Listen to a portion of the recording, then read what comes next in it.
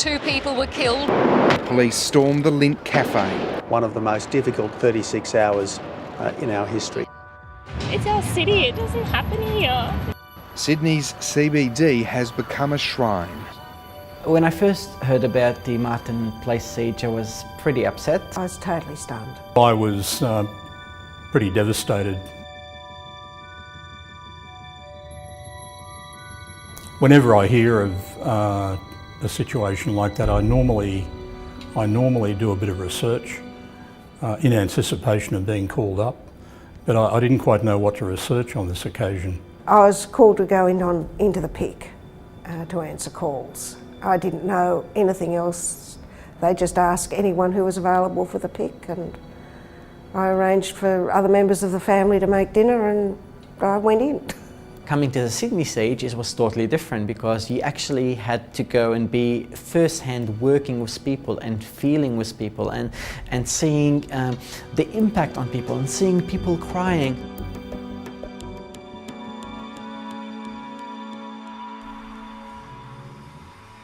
The level of anxiety was a heck of a lot higher.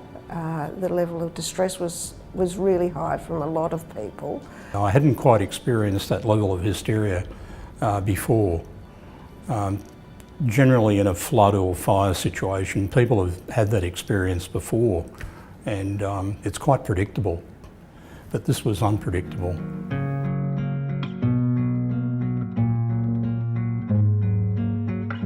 I was leading a group there on a shift, basically helping people, walking around, seeing if somebody needs any help, they need any emotional support, trying to basically help them out. There was a full range of calls, from everything from a little old lady who said, oh, they told me to ring, so I thought I'd better, to people who were quite anxious, who had some significant mental health issues. You had to deal with those, like, is it going to affect me? Am I safe? Some people may want just simply directions. They don't know where to go, they don't know where to put the flowers, they don't know where the incident happened. At the centre itself, there seemed to be a pretty calm resolve to get through the session.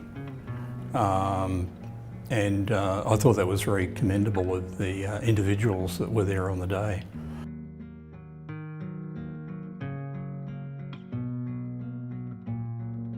When we first arrived, a gentleman from the Perius office came to us and said, we are making a great job. People could actually relate to us because we could deliver the feeling. The word of that gentleman was that security guards can't deliver that feeling. People can't relate to security guards. They're very abrupt. So what they said people are actually relating to the Red Cross. People wanting Red Cross to be here. People received Red Cross very well. You're looked at as a neutral person, you've got no opinion, and it's lovely not being able to express an opinion, because that means everyone was able to come and talk to us. Sometimes you feel yourself remembering everything that is happening, which brings a tear to your eye. And then you kind of have to remember that you're there in a professional capacity, and you have to, I guess, take a step back. When we're in emergency situations, it's very difficult to apply a prescriptive format. I just went into professional mode and, into normal Red Cross mode, and did the answering, did your job. You deal with the situation and then dealt with my own emotions later. The training I received was really good because it gave me a way of answering people without trying to find a solution, and just being comfortable in having a conversation with people. I don't think anything could have prepared anyone in any capacity to be able to deal with it 100%. I found it emotionally challenging, regardless of all the training and all the life skills that I've actually have already built. I learnt that I do have that ability now to shut off. I think I will be less anxious about going to activations now because I know that I am taken care of.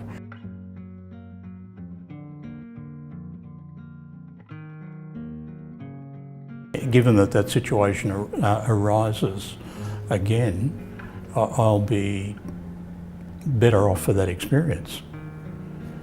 But I think it needs to be articulated within Red Cross itself that those sorts of situations need to be explored. We were debriefed on 2 occasions. The professional debriefers rang us and I had a good 20-25 minute conversation the first time, and the second time I was really pleased when they rang me when the problem happened in France. They were checking to see how we were, so I felt very well taken care of. I feel proud of the work of the Red Cross because of the impact we are making in people's lives, regardless in which avenue. We are here as a neutral organisation to help anybody who needs us, and we are doing this, I believe, in a very great capacity, and we're trying to help as much as we can. It probably increased my sense of compassion and tolerance for a fairly disjointed society that we live in at the moment. And I think Red Cross has a real role in that regard. And seeing everybody coming to really lend a hand and assist others makes your heart feels like $1 million. You know, it was brilliant to see all of those people coming out to try to help. So this basically gives you the motivation to work harder and know that, well, there are good people in Australia.